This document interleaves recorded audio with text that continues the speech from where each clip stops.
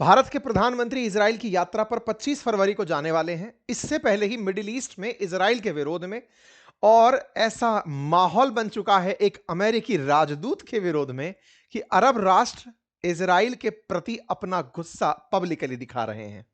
Israel वैसे ही सुर्खियों में बहुत रहता है और भारत के प्रधानमंत्री की एक दिन बाद की यात्रा ऐसे समय में जब विरोध हो रहा हो बहुत मायने रखती है। ऐसा क्या हुआ, इजराइल के खिलाफ अरब वर्ल्ड के लोग क्यों उतर आए, इन सब विषयों के ऊपर आज चर्चा करेंगे। हाल ही में आपको मालूम होगा कि ट्रंप के इंटरफेरेंस से गाजा को लेकर पीस प्लान जारी हुआ था और उस पीस प्लान के बाद अब अचानक गुस्सा उतारने की मेजर वजह बनकर आए एक व्यक्ति जो अमेरिका के राजदूत हैं, इजराइल में पोस्टेड हैं। इन्होंने हाल ही में अपना एक इंटरव्यू दिया अमेरिकी पत्रकार को, उसका नाम है टकरसन। इंटरव्यू में इन्होंने जो बात कही उस बात से अरब वर्ल्ड के लोग उखड़ गए। आप कहेंगे इनके बयान, जो कि एक अमेरिकी राजदूत है अमेरिकी पत्रकार को इंटरव्यू देते हैं, इससे इजराइल के खिलाफ गुस्सा क्यों? क्योंकि इन्होंने इजराइल के पक्ष में बयान देते हुए कहा कि इजराइल चाहे तो नील नदी से लेकर यूफ्रेटस नदी तक का जो भी एरिया है उस पर कब्जा कर सकता है। इनके इस बयान से एक मायना निकल कर आया कि हाल ही में तो ट्रंप ने पीस के नाम पर गाजा के लिए बोर्ड ऑफ पीस बनाया और उसको पूरी तरह से दुनिया भर के देशों से पैसा लेकर बेच खाया। ऐसे में क्या इजराइल अमेरिका का एक आर्म बनकर इजिप्ट में बैठी नील नदी से लेकर इराक सीरिया में बहने वाली यूफ्रेटस फरात नदी तक के क्षेत्र को लेने के बारे में तो प्लान नहीं कर रहा है? और अगर ऐसा है तो इस अमेरिकी मंशा का अगर समय रहते विरोध नहीं हुआ तो फिर कब होगा? यही कारण है कि यूएस एनवॉय के बयान, जिनका नाम है माइक हकाबी, उनके बयान पर मिडिल ईस्ट उबला हुआ है। यह बयान कैसे समय पर आया, क्यों आया, क्या है इसके मायने और सही में बयान क्या था, वो भी मैं आपको बताऊंगा। ऐसा क्यों कहा गया कि इनकी एक रिलीजियस पुस्तक में ऐसा लिखा गया है, उस रिलीजियस पुस्तक का कंटेक्स्ट और ग्रेटर इजराइल की बात यहां पर होगी। यहां पर बात होगी इजराइल के यहूदी होने पर, यहां पर चर्चा होगी अरब वर्ल्ड के मुस्लिम होने पर, चर्चा होगी अमेरिका के ईसाई बहुल होने पर, चर्चा होगी कि ये तीनों ही एक अब्राहम की संतान के रूप में कहां से अपने आप को कनेक्टेड पाते हैं और किस बात पर झगड़ते हैं। डिटेल में चर्चा होगी। चलिए शुरू करते हैं, क्योंकि अल्टीमेटली यूएस एम्बेसडर जो इजराइल में है उनके बयान इस समय अरब और मुस्लिम जगत में खूब क्रिटिसाइज किए जा रहे हैं। लेकिन यह बात तो वही है जो नेतन्याहू कहा करते थे। अगर वही सेम बात है ऐसे समय पर जब अमेरिका ईरान के साथ झगड़ा कर रहा हो और उसे ईरान के खिलाफ दुनिया के और विशेष रूप से अरब देशों का साथ चाहिए हो, उस समय पर अगर इजराइल के अंदर बैठे अमेरिकी राजदूत ऐसा बयान दे देते हैं तो इसके मायने बहुत सारे होंगे। खैर, इन मायनों पर आगे बढ़ेंगे, लेकिन फिर भी एक बार जल्दबाजी में जल्दी से जानकारी दे दूं। तमाम साथी जो मेरा कोर्स एनरोल कर चुके हैं उनको बहुत सारी शुभकामनाएं। जल्दी ही आप लोगों को बहुत सारी चीजें इस कोर्स में मिलने वाली हैं। आप सभी को अवेयर हो तो मैं आपको बता दूं, मैंने आज से एक दिन पहले ही आप लोगों के लिए AI mastery powerful AI tools का एक कोर्स निकाला है, जिसमें बिगिनर से लेकर प्रो तक के लिए आप सभी के लिए 20 से अधिक एआई के टूल्स का इस्तेमाल करते हुए आपके जीवन में कैसे इनका अंतर क्रिएट किया जा सकता है, जिसमें लेटेस्ट सर्वम एआई का भी जिक्र है। ChatGPT, Gemini, DeepSeek, Cursor, Grok, Higgsfield, Kimi, जितने भी प्रकार के टूल्स हैं इनका आप अपने जीवन में कैसे यूज कर सकते हैं। चाहे अखबार पढ़ना हो, चाहे नोट्स बनाना हो, टाइम टेबल बनाना हो, रेज्यूमे बनाना हो, कंटेंट राइटिंग हो, स्क्रिप्ट लेखन हो, यूट्यूब हैंडलिंग हो, एसईओ करना हो, ये सब बातें मैं अपने वीडियोस के अंदर क्लास वाइज क्लास सिखाता चला जा रहा हूं और बहुत अल्टीमेट रेस्पॉन्स उसका मिलना शुरू हो चुका है। आप में से अगर कोई साथी अभी इसको लेना चाहता है तो अवश्य ले ले, क्योंकि अभी शुरुआती 7 दिनों तक 33% आप लोगों को ऑफ इस कोर्स में दिया जा रहा है। ये कोर्स बातें बाजार के एप्लीकेशन पर है, जिसका लिंक मैंने कमेंट बॉक्स में पिन किया हुआ है। एप्लीकेशन से और यूट्यूब उससे वेबसाइट से आप इस कोर्स को ले सकते हैं। जल्दी करते हैं, आगे बढ़ते हैं। साथियों, इजराइल में अमेरिकी राजदूत हैं माइक हुकाबी। उनका बयान आया जिससे सऊदी अरब, मिस्र, जॉर्डन सब लोग नाराज हुए। बयान ऐसा था जिसे धार्मिक और राष्ट्रीय भावनाओं को भड़काने वाला माना गया। ये उस बयान के खिलाफ आए हुए तमाम कमेंट्स हैं जो कि फॉरेन मिनिस्ट्रीज की तरफ से जारी किए गए। किंगडम ऑफ ये सऊदी अरेबिया की तरफ से आया ये पूरा पूरा बयान है जो विरोध कर रहा है। कतर का विरोध है, तमाम मुस्लिम राष्ट्रों का विरोध है। और ऐसे में उन कमेंट्स में विशेष रूप से जब ये विरोध जारी हुआ तो लोगों ने खूब ज्यादा उन देशों को मतलब भला बुरा कहा जो मुस्लिम देश हैं, अरब वर्ल्ड के देश हैं। उनके लोग ही अरब वर्ल्ड के इन राजनेताओं को क्रिटिसाइज कर रहे हैं कि तुम ही लोगों ने अमेरिका को फिलिस्तीन का सौदा करने दिया। गाजा पीस प्लान में तुम ही लोग साझा होने गए थे। तुम ही $7 बिलियन गाजा रिकंस्ट्रक्शन के नाम पर ट्रंप को दिया है, जो ट्रंप अपना शहर बसा रहा है। इजराइल के हाथों गाजा का जो भी हाल हुआ, उसके बाद में गाजा की पुनः बसावट में हमास को हटाने वाले तुम ही थे। तो ये लोग कमेंट्स में बहुत भला बुरा कहने लगे। इससे ये बात तो समझ में आती है कि मुस्लिम देश के जो राष्ट्राध्यक्ष हैं, देशों के जो राष्ट्राध्यक्ष हैं, वो भले ही अमेरिका को बिके हुए हों, लेकिन अमेरिका के प्रभाव क्षेत्र से इन देशों की जनता मुक्त है। वो खुल करके फिलिस्तीन का साथ ना देने पर इन मुस्लिम राष्ट्राध्यक्षों को भला बुरा कहती हुई सोशल मीडिया पर दिखती है। खैर, अब आते हैं माइक हकाबी पर। ये कौन है? सुनने के लिए केवल अमेरिका के राजदूत हैं इसराइल में, लेकिन ये बहुत प्रतिष्ठित राजनेता भी हैं। कैसे राजनेता हैं? ये वो व्यक्ति हैं जो कि अमेरिका के एक राज्य के गवर्नर रह चुके हैं और 2 बार अमेरिका में राष्ट्रपति पद के लिए चुनाव में अपनी दावेदारी पेश कर चुके हैं। इतना ही नहीं, इन्हें रिपब्लिकन पार्टी के अंदर, ट्रंप की पार्टी के अंदर बहुत इज्जत प्राप्त है। इसीलिए ट्रंप ने इन्हें इस क्षेत्र में नियुक्त किया है। ये रिपब्लिकन पार्टी की तरफ से 44th गवर्नर रह चुके हैं इनके अरंगसास करके जो राज्य है उसके अंदर। साथ ही साथ में ये एक बहुत अच्छा daily radio program the Mike Huckabee show के नाम से भी होस्ट करते आए हैं। मीडिया पर्सनैलिटी हैं। अपने शो के चलते फॉक्स न्यूज में भी सुर्खियों में रहे हैं। प्रेसिडेंशियल नॉमिनेशन भी इनका रहा है 2008 और 2016 में।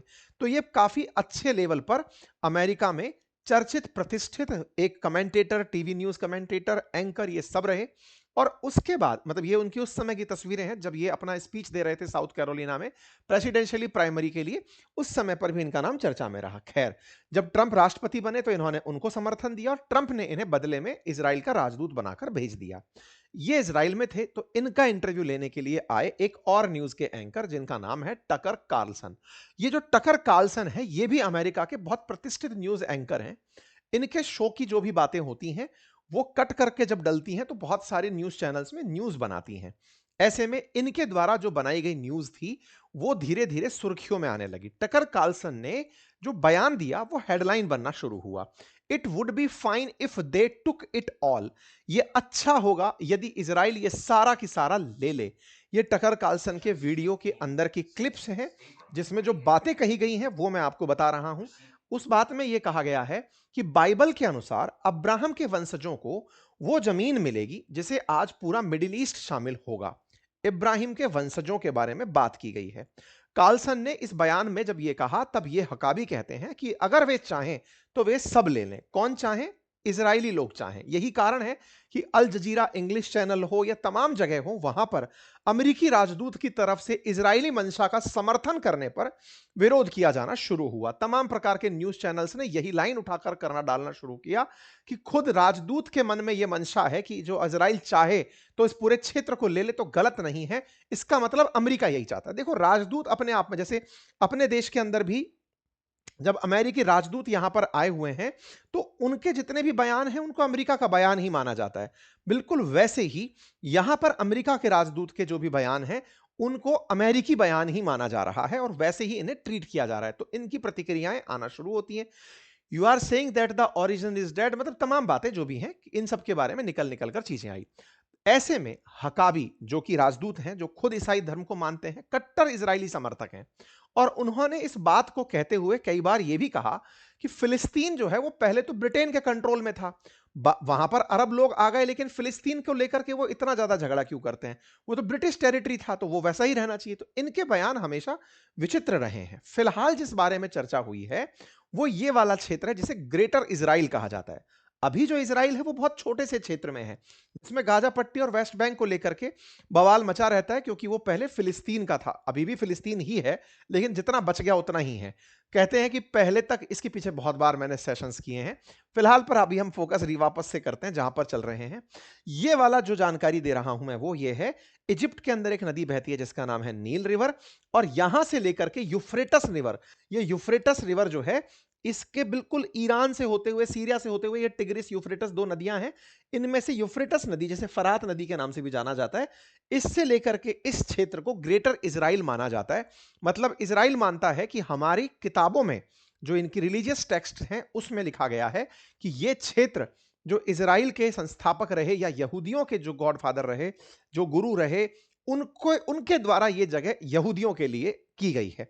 तो ऐसी अगर जगह है कोई, तो इसमें तो बहुत सारे क्षेत्र शामिल हो गए। इजिप्ट इसमें शामिल हो गया, जॉर्डन इसमें शामिल हो गया, सीरिया हो गया, इराक हो गया, कुछ एरिया सऊदी का भी चला गया। और तो और जो छोटू मोटू देश यहां पर कुवैत टाइप के हैं वो भी आ गए। और बाद में पता चले कि इजराइल इन सब के साथ और छोटे मोटे देशों को ले गया। तो ये सब चीजें दर्शाती हैं कि महत्वाकांक्षा असल मायने में इन लोगों की कहां लैंड कर रही हैं। ये ग्रेटर इजराइल का जो कंसेप्ट है, यही नेतन्याहू भी बार बार कहते रहते हैं। ऐसे में बड़ा सवाल यह बनता है कि कौन सी रिलीजियस टेक्स्ट है जिसको आधार मानकर यह बात कही जा रही है। इसके पीछे चलेंगे। इसके पीछे की कहानी है कि यहूदी, ईसाई और मुस्लिम, इन तीनों को एक ही पिता की संतान माना जाता है, इब्राहिमिकल संतान माना जाता है। कहा जाता है कि ये एक ही फादर से होकर निकल कर आई हैं। तीनों धर्म इब्राहिम धर्म के रूप में माने जाते हैं। और इनका जो एंसेस्ट्रल ट्री रूट है ना, वो कुछ इस प्रकार से है कि अब्राहम सबसे पहले एक व्यक्ति जो कि इन धर्मों के अंदर ईश्वर के वंशज माने गए या ईश्वर के अवतार माने गए। अब्राहम की दो विवाह हुए, एक हागर के साथ हुआ, एक सारा के साथ हुआ। इनके साथ जो इनके बच्चे जन्म लिए उनका नाम इस्माइल। इस्माइल ने अरब नेशंस को बसाया। ऐसे ही जो सारा थी, इनकी मतलब इनसे जन्मे इसहाक, और इसहाक से दो बच्चे, एक का नाम ईसाऊ और एक का नाम जैकब। जैकब से यहूदी यानी कि यहूदियों में इजराइल का निर्माण हुआ, और ईसाऊ से एडम का, एडम जिसको ये लोग ईसाई धर्म के लिए मानते हैं। इस ट्री को और अच्छे से अगर देखा जाए तो इस तरह से है कि अब्राहम और हागर से इस्माइल, और अब्राहम और सारा से इसहाक। और फिर यहीं से ही आगे चलकर एक थॉट ये भी मानती है, बिलीफ थॉट ये है कि जूइश पीपल और उनसे जूडिज्म और जीसस से क्रिश्चियनिटी निकल कर आई। मेन रूप से अब्राहम की संतानें इन तीनों ही धर्म को मानती हैं। तीनों धर्म जो हैं वो अपने आप को अब्राहम से रिलेट करके चलती हैं। ऐसे में अब सवाल यह है कि यहां पर जो बवाल हुआ वो किस बात पर था। बवाल इस बात पर था कि इस पुस्तक में, कौन सी पुस्तक, बाइबल ग्रंथ जो है इनका, जो तोराह के नाम से जाना जाता है, धार्मिक बाइबल ग्रंथ इजराइलियों का, उसमें कहा गया है कि इब्राहिम के पुत्र इसहाक के वंशज, उनके लिए ये पूरी की पूरी जगह प्रोमिस्ड लैंड की तरह रही जाएगी। यानी कि ईश्वर ने कहा था कि यह क्षेत्र इन लोगों को मिलेगा। उस पुस्तक में, जिसे ये रिलीजियस टेक्स्ट के रूप में पढ़ते हैं, उस पुस्तक में इस क्षेत्र को, जिसे ग्रेटर इजराइल कहा जा रहा है, उसमें यहूदियों को देने की बात कही गई है। इस बात को जब इनसे पूछा गया कि यहूदी इस बात को मानते हैं तो आपको क्या लगता है, इनने कहा मानते हैं तो वो जगह ले लेनी चाहिए। यह बात इन्होंने समर्थन में कह दी। ये वो बात है ग्रेटर इजराइल की जिसे नेतन्याहू भी अक्सर कहते आए हैं।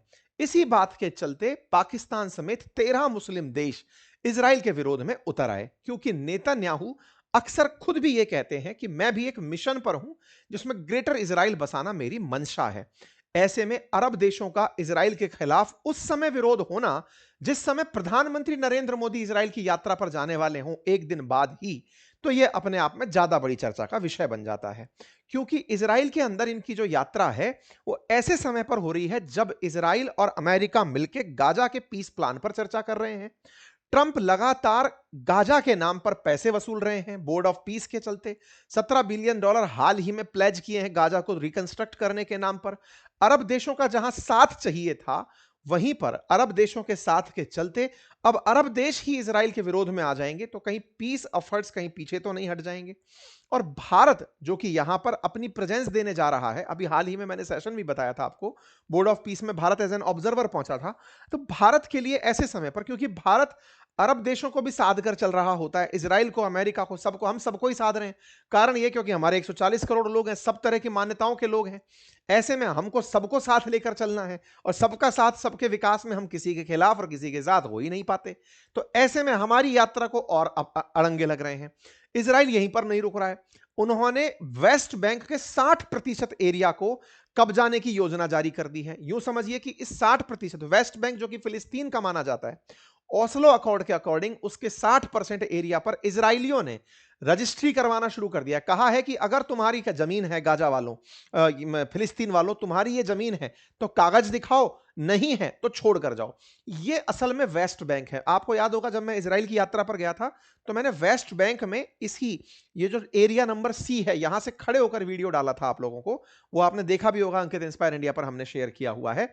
असल में ये कहने के लिए फिलिस्तीन है, लेकिन इसके 60% एरिया पर इजराइल का कब्जा है। इजराइल ने हाल ही में 60% एरिया पर रजिस्ट्री शुरू करवा दी है कि अगर तुम लोगों की जमीन है तो बताओ, नहीं तो इसको पूरे को हम ले लेंगे। इसका भी अरब देश विरोध कर रहे हैं। तो एक तरफ तो ये वेस्ट बैंक पूरी तरह 60% इजराइल के कब्जे में जा रहा है। गाजा के नाम पर रिकंस्ट्रक्शन आ चुका है। इन दोनों से मुक्त होकर के ग्रेटर इजराइल का मुद्दा जारी हो गया है। ऐसे में यह मुद्दा बहुत बड़ा बन जाता है और इंटरनेशनल अटेंशन का कारण बन जाता है। तो यह इंटरव्यू एक ऐसे दौर में, और उस दौर में बयान उस दौर में जब अरब वर्ल्ड चिढ़ रहे हों, तो भारत के प्रधानमंत्री की यात्रा को काफी ज्यादा अलग तरीके से देखा जा सकता है। खैर, नेतन्याहू ने प्रधानमंत्री के आने से पहले ही एक लाइन और बोल दी और कहा कि मैं एक रेडिकल एक्सिस बनाने जा रहा हूं, राइवल करने जा रहा हूं रेडिकल एक्सिस को 6 देशों को साथ लेकर के, जिसमें शायद भारत भी साथ होगा। ये क्या कहानी है? वो ईरान को, सऊदी को, जो भी देश ऐसे हैं जो कि एक्सट्रीमिज्म को पनाह देते हैं, उनके खिलाफ। तो असल में क्या है ना, इजराइल इन दिनों तुर्की के खिलाफ हो रखा है। उसने तुर्की के खिलाफ ग्रीस को, साइप्रस को साथ ले लिया है। इधर से वो भारत को साथ ले लेगा, 2 अरब देश और अफ्रीकन देश और पकड़ेगा। इन देशों का, 6 देशों का एक समूह बना रहा है जो क्रिटिसिज्म करेगा एक्सट्रीमिज्म का। इजराइल को ईरान साधना है और भारत को तुर्की। भारत के प्रधानमंत्री से अपेक्षाएं हैं कि वो उनका साथ देंगे। ऐसा बयान खुद बेंजामिन नेतन्याहू अपने बयान में दे रहे हैं कि हम कुछ करने वाले हैं रीजनल स्टेबिलिटी के लिए। भारत के प्रधानमंत्री ने भी एक सहमति जताया हुआ मैसेज तो कर दिया है, लेकिन क्या वाकई में भारत इजराइल के साथ उस ग्रुप में शामिल होगा? क्योंकि हमारा ईरान के खिलाफ भी खड़ा होना फिलहाल हमारी ईरान को साधने की नीति के खिलाफ हो जाएगा। ऐसे में यह यात्रा बड़ी ही रोमांचकारी हो जाती है। जब यात्रा होगी तो उसके मायने भी आपके सामने रखे जाएंगे। फिलहाल के लिए जानकारी इतनी ही है। आपको जानकारी पसंद आई हो तो अपनी राय कमेंट बॉक्स में दें। चैनल पर नए हैं तो सब्सक्राइब कर लें